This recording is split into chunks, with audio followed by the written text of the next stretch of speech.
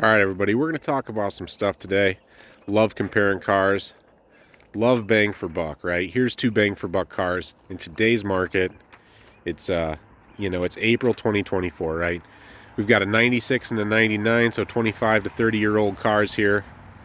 These are cars that are done depreciating, and it's interesting because they're so different, but really they're kind of similar in a lot of ways. So but both these cars sorted and on the road are going to cost me around $16,500.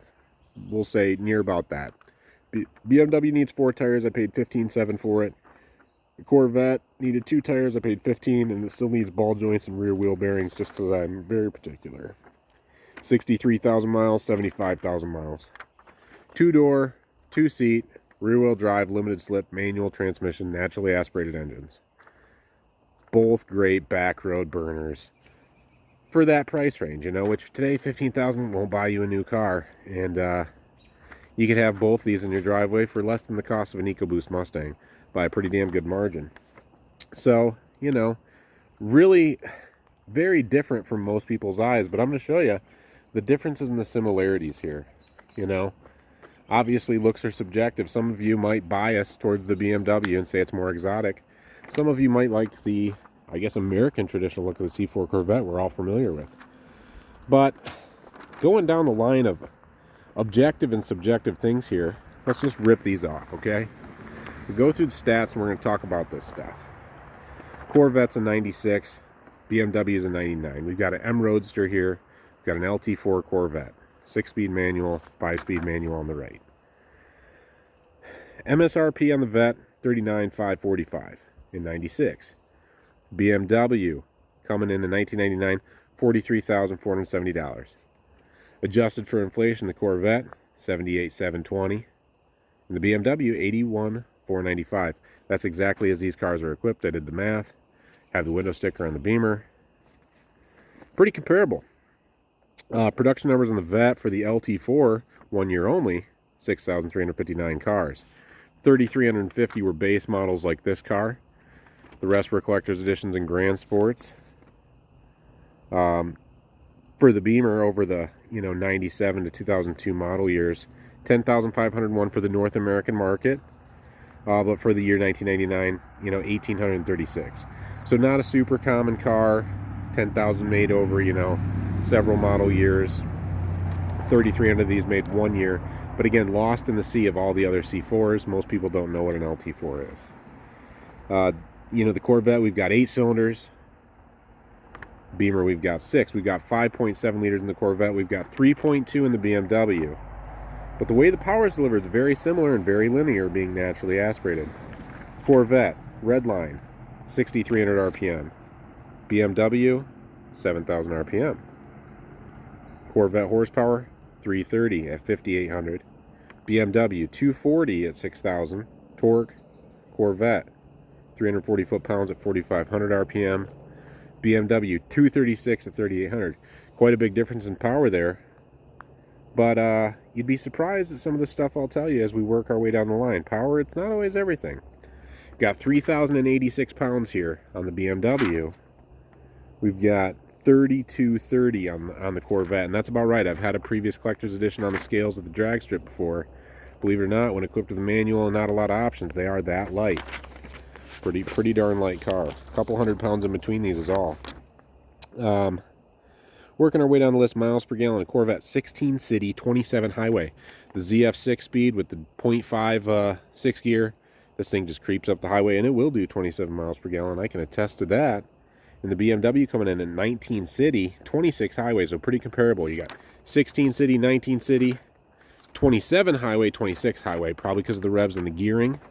Really similar here.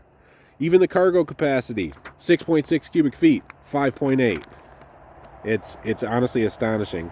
So obviously we got 6-speed, 5-speed here, both riding on 17-inch wheels. So here's where we get into the, some of the more objective performance data. This is stuff that's collected from auto publications at the time. Some of it I have done a little draggy runs on the Corvette. So we're going to rip through that. 0 to 60 time here, right? Corvette, 330 horsepower, 0 to 60, 5 flat, right at 5.0. And the Beamer at 5.2. So it's not far behind. Even with that power deficit, you know, 90 horsepower less, 200 less pounds. But she's right there at 60. And a lot of that's the close gearing, you know, getting out of the hole. Quarter mile, things start to spread out. The Vette's coming in around 13.4 at about 106 miles an hour for this particular example. And the BMWs can come in around a 14 flat to a 14.1 at about 100 miles an hour. So, you know, the gap starts to spread, the horsepower starts to walk away here. But again, we're doing most of our driving on the street, let's be honest, guys, come on, under 100 miles an hour. So you're talking about a pretty close range there, 13.4 to a 14.1 on the street, having fun. It's not far off. Top speed on the Vette, 168. Top speed on the Beamer, 155, electronically limited. We're never going to hit those speeds in the street if we're responsible people. But again, within the same realm here, surprising. We're talking 6-cylinder versus V8, 240 versus 330 horsepower. 0.92 G's on the skid pad on the Vette, 0.88 on the Beamer. Kind of funny, because objectively the Corvette's stickier, you know. But when you're driving these cars, it's, to be honest with you, as far as the, you know, the way it's planted, it's the numbers don't always tell the whole story. So as far as, you know, kind of subjective and objective here. So now I'm going to go down the list of, you know, my observations in several categories. We've got maintenance costs, right? That's important. The point on that one's probably going to go to the Vette. You know, it's a Chevy. I mean, only slightly, though. These S52 BMWs, pretty reliable cars. Parts availability, I'm going to call that damn near equal. You can get everything you need for both these cars. Not everything for the Vette's located at AutoZone. If you need a loaded control arm, you know, you're not getting it. You got to go to specialty sources. So it's not quite as big of a difference as you'd think there. The cost today, we're dead even. Like I said, both these cars fall in, you know, right around the $15,000 range. It's going to vary on the one that you find, right, and the deal that you get. Interior space, you know, it's pretty close. You got just a little more room in the Corvette, and definitely the sensation of more room for sure. Power, obviously, that goes to the Vette. Acceleration and top speed go to the Vette. Upgradability also goes to the Vette because it's a small block Chevy. Sure, it's a Gen 2, it's an LT, right? But you can get a cam, you can get head packages for this car, Pro Charger kits. You can buy stuff from Lloyd Elliott to make this thing 410 wheel horsepower reliably. You know, just heads and cam, ported intake. It doesn't cost a lot of money. With a core, you can do that for a couple grand. So that's a big upgrade. And you know, that's okay. Engine sounds stock. Now here's where it gets interesting. That one goes to the Beamer. The Corvette is whisper quiet stock, no noise. The BMW really sings. It's got a nice throaty growl through those four tailpipes, man. And you know, I'll do more videos on this in the future, but really, you know, 2,500 and under, it's got a nice growl, and then it just starts to kind of hum and buzz and scream along. Exhaust sound modified, that's subjective. You can make both these cars sound phenomenal. Go ahead and look up videos of straight pipes M cars. They sound phenomenal. Vette's, obviously, it's a pushrod V8. Lateral G goes to the Vette. Road hold feel, boom, that goes to the Beamer. No question. It feels more planted. I don't know why. The numbers are the numbers, but it's probably a wheelbase thing. Could be chassis sorting. It's definitely a stiffer chassis. You know, the top down in this car feels stiffer than that thing with the top bolted in. Obviously, it has a removable Targa panel, but a lot more planted. Coming down to seat comfort, that point goes to the Corvette. The seats in these are like a lazy boy. You can't touch it. But ride quality, on the other hand, boom, that goes to the BMW. It's really smooth. It takes the bumps extremely well. The Vette is very good for what it is. The BMW is simply better. Long distance comfort, though, that goes to the Vette because of the seats and because of the room.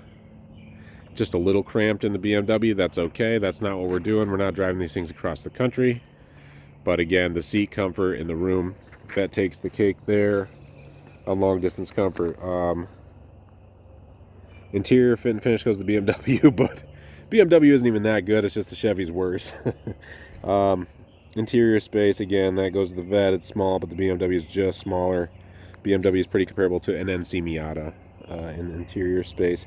Stereo, that goes to the Corvette as far as stock. Stock Delco system's pretty good. Stock BMW system, not impressive. It's fine, but it's just, you know. But gauge cluster, Beamer, nothing beats analog gauges and the chrome surrounds. But both have adequate information. You got oil temperature, stuff like that, so that's great. Coming down, miles per gallon again, boom, dead even there, got a tie. But when you come into the last few things, now this is where this gets special, and this is kind of what's going to define which car you pick between these two. It's all about the way it makes you feel and what matters to you, you know, in a car. So we'll talk about exclusivity, you know. The LT4 is a rarer car as a whole, but there's just so many C4s that only Vette guys know, and that's okay. But, you know, it's just another C4 to most guys. So it doesn't have an exclusive feel to it. Whereas the BMW, you know, the big booty Beamer, it does pop. It gets thumbs up in traffic. I've had this car for a day, and I've gotten more, what's that? Nice car, hey, an M car, more compliments on this car in one day. And that's okay. I love them both. You know, I'm not going to pick a favorite between these two just yet. And does it feel special? You know, both of them feel special.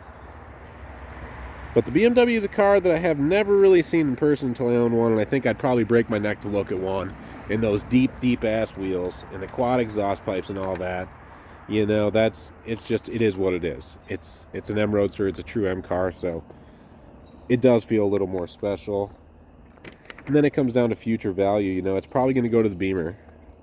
Both are true analog sports cars. You know, NA, manual, it's a dying breed. But the sheer numbers of the C4, you know, built, really mask the LT4 from common knowledge and collectability. I think they're coming around for sure. You know, Vette guys know, anyone who wants an analog sports car, this should be on their radar. LT4 Vettes, for sure. If you prefer a C5, definitely go that way. But if you like the C4, it's kind of the one to have. If you're going to drive it, you know, if you're going to drive the wheels off of it. But the BMW future value, you know, it's probably going to climb and appreciate at a greater rate, I would assume. But time will tell. So, you know, in the objective and subjective categories, that leaves the Vette with 12 and the BMW with 9. I can't say that the Vette's 30% better. Right now, you know, I just got this car, this Beamer. This is my first one. I've had many Vettes. To me, the BMW is more fun today. But I guess we'll see what time tells, you know. They're both cool cars, good-looking cars, fun cars you can take to Cars and Coffee. And, you know, I guess the summary is both are great. They're powerful, they're fun, naturally aspirated manual sports cars that you can buy today for 15 grand. I mean, that's the takeaway, and they offer tremendous value and fun. They perform well in all sectors. You know, especially for their period, but even relevant today. And both are completely done depreciating. You know, driver quality, clean examples getting harder to find. I think that's going to cause values on stuff like this to go up. And I don't mean all C4s. It's going to be a long ride for those. C3s have never really came up. You know, except for the early cars. C3s are kind of just in the shitter permanently, unless they're manual or something special. I think C4s are going to kind of be the same way, with the exception of some of the special packages, Z07 cars, ZR1s, LT4 cars, Grand Sports obviously, and, you know, stuff like that. But the BMW, you know, it's just, it's a unique car. I had a die cast of this car. I had a die cast of a ZR1 as a kid. You know, I'm 40 now. In the 90s, these are both two special cars. Essentially sitting on, you know, $160,000 of 90s goodness here for, you know, 30 grand. I mean, my question is, today I own both. Eventually I'll sell one. I'll probably eventually sell both, let's be honest. But which one would I sell first? So that leads me to the question. If you're watching this, you know the data. It's getting dark out, so man, the video quality isn't great. But which one would you take? Would you take the, you know, fire-breathing inline 6 M car? 240 horse, you know, 0 to 60 in 5.2. You know, or would you take the LT4 Corvette that's digging down in the 13s and trapping 106? I mean, you know, which one speaks to you? I'm curious what you guys would say, and I'm curious which one you guys would have, you know, being that they're the same dollar today. And I'll be kind of curious what the tally is, you know. Both tremendous fun. And that's really all that matters. So, if you're watching this, you let me know in the comments, which one would you take and why? You know, why? What one's more special to you? Is there a reason one means, you know, more than the other? Is it the Vette simply for the objective data of the performance statistics? Is it the Beamer because it's European and more exclusive? Which one do you pick and why? And, you know, I'll be really curious. But hey, it's getting dark. Sorry for the quality of the video. Hope you guys enjoy this. And I'm going to do a video specifically on the Beamer soon. I haven't done anything on it yet, but I'm going to. Going to get some new tires on it this weekend so I can do a little more spirited driving. Got some Continentals coming in for that. So stay tuned for that. Again, let me know. Which car do you pick? Vette, M Roadster, same money, 15 grand. What's your take? All right, have fun.